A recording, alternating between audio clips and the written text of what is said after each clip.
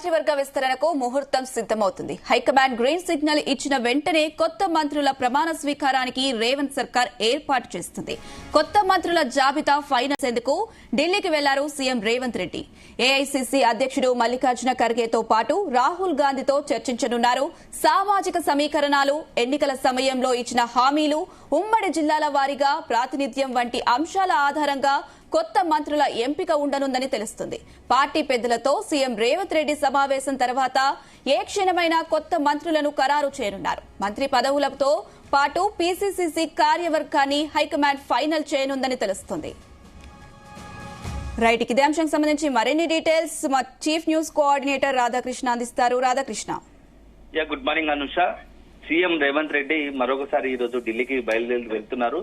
మొన్న 2 రోజుల పాటు ఢిల్లీలో ఉన్నటువంటి రేవంత్ రెడ్డి ఈ రోజు మరోసారి అధిష్టానం పెద్దలను కలవడానికి వెళ్తున్నట్టుగా తెలుస్తా ఉంది. ఎందుకంటే మంత్రివర్గ విస్తరణతో పాటు పార్టీకి సంబంధించిన పలు కీలక అంశాలపై ఈ రోజు అధిష్టానం పెద్దలతో సీఎం రేవంత్ రెడ్డి చర్చించనున్నారు. మొన్న గత వారం లాస్ట్ 3-4 రోజుల క్రితం కూడా ఢిల్లీలో 2 రోజుల పాటు పీసీసీ అధ్యక్షుడు మహేష్ కుమార్ గౌడ్, అదేవిధంగా సీఎం రేవంత్ రెడ్డి రాహుల్ గాంధీని కలిశారు. అనంతరము కేసీ వేణుగోపాల్ తో కూడా భేటీ అయ్యారు. సో ఈ నేపథ్యంలో తర్వాత అక్కడ మల్లికార్జున ఖర్గే కొద్దిగా అనారోగ్య దృష్ట్యా 2 రోజులు విశ్రాంతి తీసుకున్నారు. సో ఆ రోజు మల్లికార్జున ఖర్గేని కలవలేకపోయారు. సో ఇప్పుడు ఢిల్లీలో అందుబాటులో ఉండడంతో ఈ రోజు రేవంత్ రెడ్డి భేటీ కావాలని డిసైడ్ అయ్యారు. సో మొన్ననే ఈ 30వ తేదీన కలవాలని చెప్పేసి నిర్ణయించుకున్నారు. సో ఈ నేపథ్యంలో ఈరోజు ఢిల్లీకి వెళ్తున్నారు.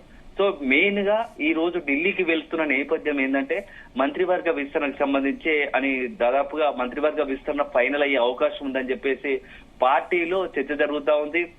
ఎందుకంటే దాదాపుగా తెలంగాణ ప్రభుత్వం ఏర్పడి 1.5 year అయిపోయి సంవత్సరంన్నర కాలం అయిపోయింది. సో మంత్రివర్గ విస్తరణ పూర్తి స్థాయిలో కాలేదు. ఒక 6 ఖాళీలు ఉన్నాయి, 6 మంత్రి పదవులు ఖాళీగా ఉన్నాయి. సో వాటిని భర్తీ చేయాలని అనుకుంటుంది. సో గత దఫాలుగా దాదాపుగా ఒక 6 సంవత్సర కాలంగా కూడా రేపో మాపో అంటూ కూడా మంత్రివర్గ విస్తరణకు సంబంధించిన లీకులు ఇవ్వడమే తప్ప ఇప్పటికి కూడా మంత్రివర్గ విస్తరణ కాలేదు. ఈ నేపథ్యంలో ఇంకా మరీ ఎంత ఆలస్యం అయితే పార్టీపై ప్రభావం చూపే అవకాశం ఉంది. ఎందుకంటే ఇప్పటికే కొన్ని కీలక శాఖలు సీఎం రేవంత్ రెడ్డి దగ్గరే ఉంటున్నాయి. దాంతో పాటుగా ఈ యొక్క పాలనపై పూర్తి స్థాయిలో దృష్టి పెట్టాలంటే పూర్తి స్థాయి కేబినెట్ ఉంటేనే సాధ్యమవుతోంది. సో పార్టీలో కూడా మొన్నటి ఎన్నికల్లో చాలా మంది కష్టపడి పనిచేస్తారు, పదవుల కోసం వేచి చూస్తున్నారు, సీనియర్లు ఉన్నారు. సో దాంతో పాటుగా చాలా మందికి అధిష్టానం పెద్దలు కూడా నేరుగానే పార్టీలో చేరే క్రమంలో కొంతమందికి హామీ కూడా ఇచ్చారు. ఈ నేపథ్యంలో ఇంకా ఆలస్యం చేస్తే అది పార్టీకి నష్టం తప్ప ఏమాత్రం లాభం చేయకూడదని చెప్పేసి అధిష్టానం భావించినట్టుగా తెలుస్తోంది. సో వీలైతే జూన్ 2వ తేదీనే ఆ యొక్క మంత్రివర్గ విస్తరణకు సంబంధించి టైం ఫిక్స్ చేసే అవకాశాలు కనపడతా ఉన్నాయి. సో ఈ నేపథ్యంలోనే ఈ రోజు రేవంత్ రెడ్డి అధిష్టాన పెద్దలతో కలిసి అదేవిధంగా ఏదైతే కేసీ వేణుగోపాల్, అదేవిధంగా మల్లికార్జున ఖర్గే, రాహుల్ గాంధీ మొత్తంగా కూడా అధిష్టాన పెద్దలతో కలిసి ఫైనల్ గా ఎవరికి అవకాశం ఇవ్వాలి, ఎవరికి ఒకవేళ అవకాశం రాని వాళ్లకు ఎట్లాంటి పదవులు ఇస్తే వాళ్ళని సంతృప్తి పరచవచ్చు అనే దాంట్లో చర్చ జరుగుతున్నట్టుగా తెలుస్తోంది. సో నిన్న మనం చూసాము ఆ ఏఐసీసీకి సంబంధించినటువంటి మొత్తం కూడా ఒక 65 మంది పైగాతో ఒక 5 కమిటీలను కూడా వెలిసింది. అందులో చాలా ఇంపార్టెంట్ కమిటీలు మనం 2 అబ్జర్వ్ చేయొచ్చు. అందులో ఒకటి పొలిటికల్ అఫైర్స్ కమిటీ కాక ఒకటి అడ్వైజర్ కమిటీ. ఈ 2 చాలా క్రూషియల్, చాలా ఇంపార్టెంట్ గా భావిస్తారు కాంగ్రెస్ సంబంధించి. సో అందులో మనం చాలా ఆసక్తికరంగా గమనిస్తే కొన్ని పేర్లు ఎవరైతే ఫస్ట్ ఈ యొక్క పొలిటికల్ అఫైర్స్ కమిటీలో దాదాపుగా సీఎం రేవంత్ రెడ్డితో పాటు మంత్రివర్గంలో ఇప్పుడు ఉన్న వాళ్ళందరూ కూడా 12 మంది మంత్రులందరూ ఉన్నారు. దాంతో పాటుగా పీసీసీ అధ్యక్షుడు.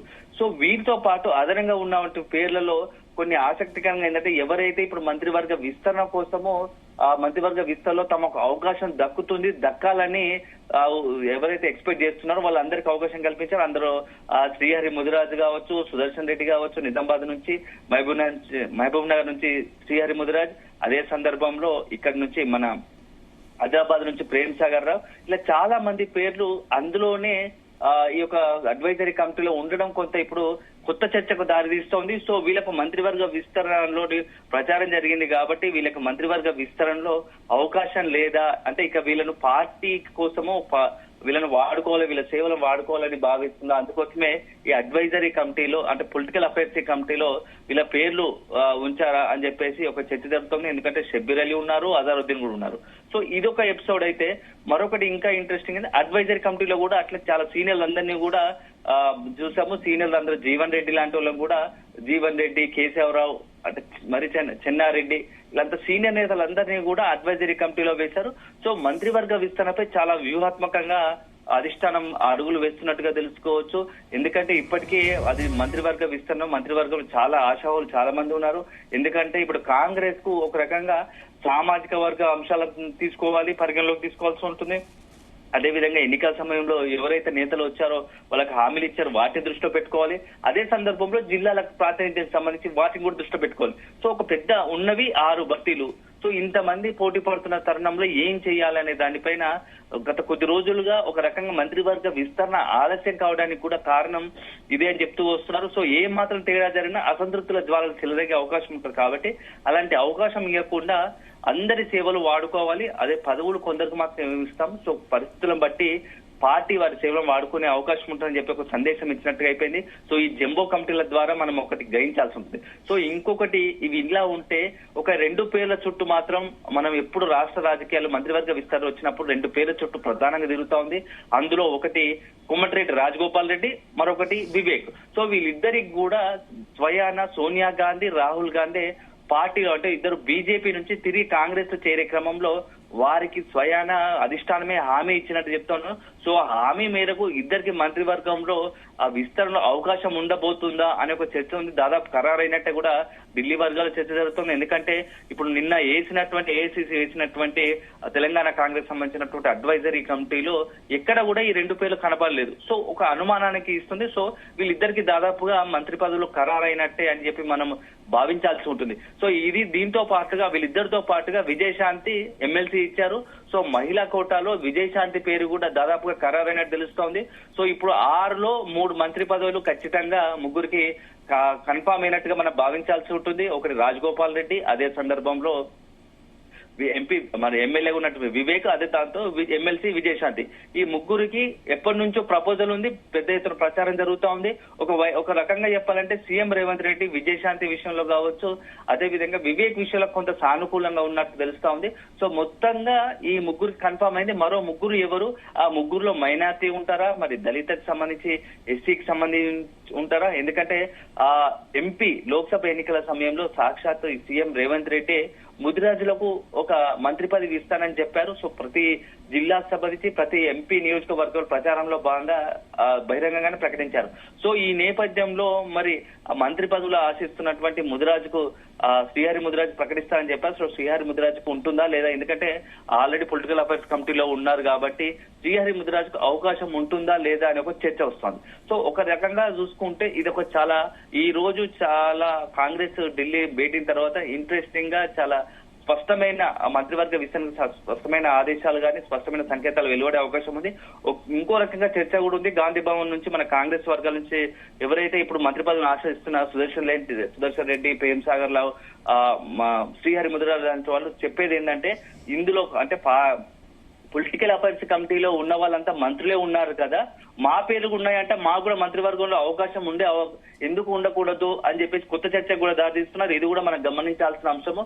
ఎందుకంటే దాదాపుగా సీఎం రేవంత్ రెడ్డి, పిసిసి అధ్యక్షుడు మీనాక్షి నటరాజన్ మినహా మిగతా అందరూ కూడా అందులో సీఎం రేవంత్ రెడ్డితో పాటు ఆయనతో రేవంత్ రెడ్డి క్యాబినెట్ లో ఉన్న మంత్రులే ఉన్నారు. వాటికి అదనంగా శ్రీహరి ముదిరాజు, సుదర్శన్ రెడ్డి, షబ్బీర్ అలీ, ఇప్పుడు మనం చూసుకున్నటువంటి వీళ్ళంతా పేర్లు చెప్పుకునే వాళ్ళందరూ కూడా ఉన్నారు కాబట్టి వాళ్ళకి ఎందుకు అవకాశం, ప్రేమ్ సాగర్ రావు ఉన్నారు కాబట్టి వాళ్ళకు కూడా మంత్రివర్గంలో అవకాశం ఉంటుందేమో అని కూడా చర్చలు లేకపోలేదు.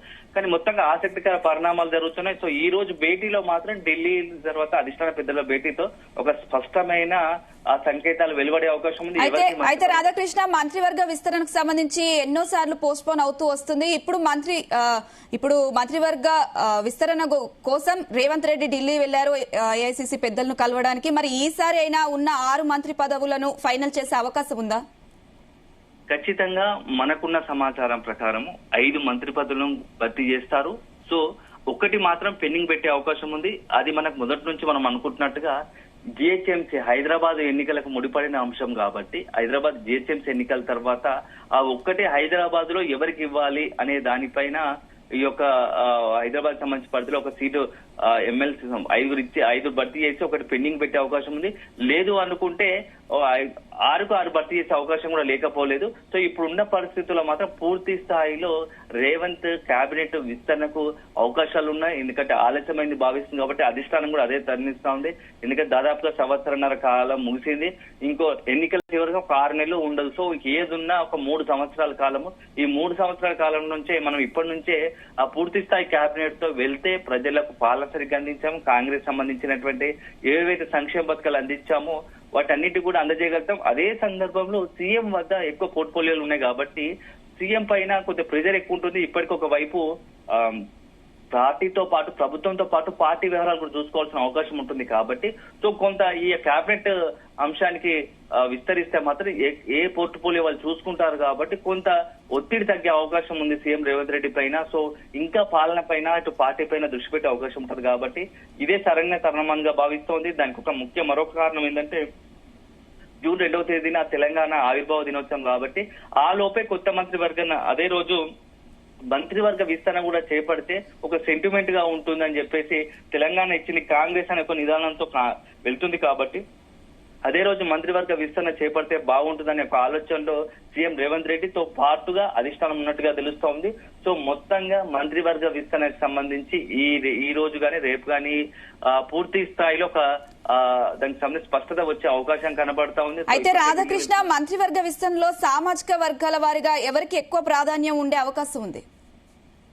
అనుష, మనం ఇప్పటికి మహేష్ కుమార్ గౌడ్ బీసీలకు ఖచ్చితంగా మంత్రివర్గ విస్తరణలో అదేవిధంగా పార్టీలో సముచిత స్థానం కల్పించాలని ఏకంగా పిసిసి అధ్యక్షుడు మహేష్ కుమార్ గౌడ్ డిమాండ్ చేశారు.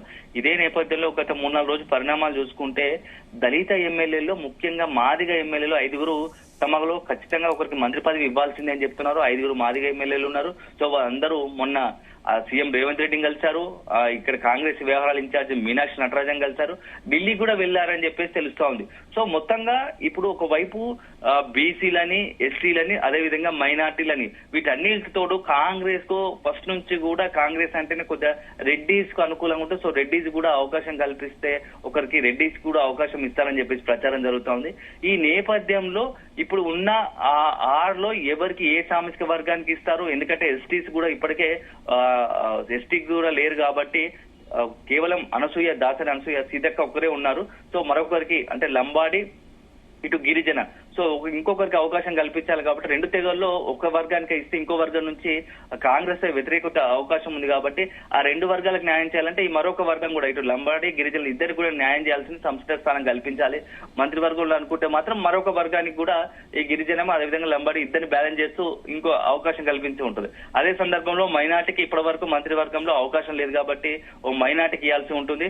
సో ఇప్పటి వరకు మంత్రివర్గ విస్తరణలో ఈ మాదిగ మాలకు సంబంధించి దళిత వర్గాలు ఒకటి ఇవ్వాలనుకుంటే ఇది నడుస్తా ఉంది. ఇప్పటికే ఇటు మాల వర్గము మాదిగ వర్గం సంబంధించినటువంటి పెద్ద ఇష్యూ నడుస్తా ఉంది. పార్టీకి సంబంధించి పదవుల విషయంలో కొంత మాల వర్గానికి అనుకూలంగా ఉన్నట్టు వీళ్ళు ఆరోపిస్తే మాకు సామాజిక న్యాయం ప్రకారం మాకు జరుగుతా ఉంది అని చెప్పేసి వాళ్ళు చెప్తా ఉన్నారు. మొత్తంగా ఈ యొక్క ఒక కుంపటి రాజేసే ప్రయత్నం అయితే జరుగుతుంది. కాంగ్రెస్ పార్టీలో ఏమాత్రం కొంత ఈ యొక్క మంత్రివర్గ విస్తరణ తేడా జరిగితే పెద్ద ఎత్తున అసంతృప్త జ్వాలు చెలరేగే అవకాశం స్పష్టంగా కనబడతా ఉంది. Anusha. Right Radhakrishna, thank you.